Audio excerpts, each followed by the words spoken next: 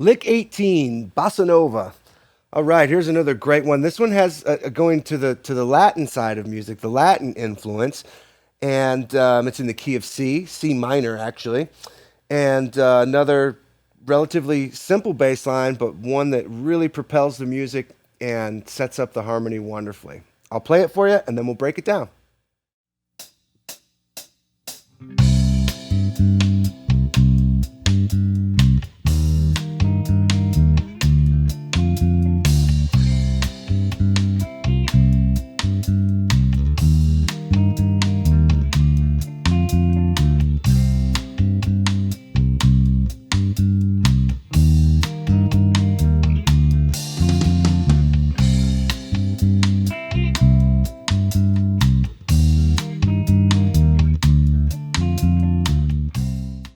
Okay, the bossa nova. This bass line, this bass line has been used in so many songs across many genres: jazz, Latin jazz, popular music. Yeah, it's fusion music. You know, it's just a feel. It has a it's derived from Latin influence, and it goes like this. We're in the key of C, which is the third fret of the A string. And it just kind of these bossa nova patterns tend to just rock back and forth between two pitches on each chord change. Dung, ding ding, dung dung, ding ding, dung, ding ding, dung dung, ding ding. You know, Ricky Don't Lose That Number is a great one. Let's see. Okay, so we're going to be in the key of C.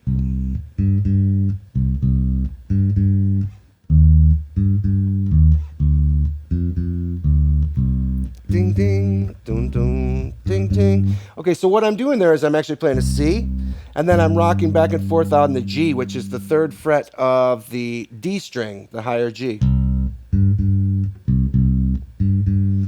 And then I shift up, and I was experimenting with my fingerings a little bit when I was doing the playthrough.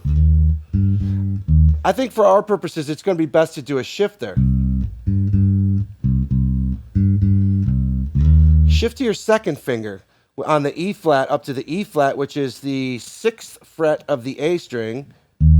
And then shift again to your fourth finger on the D, fifth fret of the A string, and the F, third fret of the D string. So your kind of shifting maneuver is.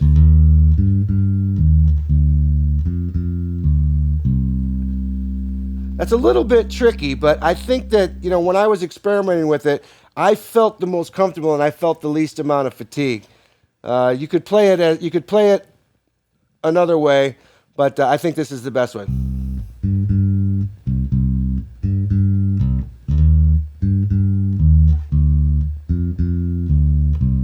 Ding ding, dum dum, ding ding, dum do do do do do do do do.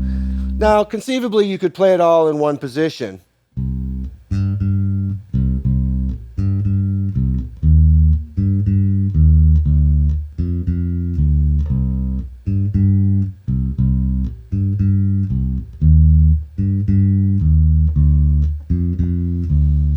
You know, you could play it all in that four-finger position like that, but like I was saying earlier in this course, I tend not to use my third finger and get all stretched out down low, because even just playing through that a couple times, I'm already starting to feel some fatigue. And that tells me I won't be able to groove it that hard. I won't be able to groove it as hard for an extended period of time, because already I'm starting to feel some fatigue in my left hand. The simple act of changing to using my shift,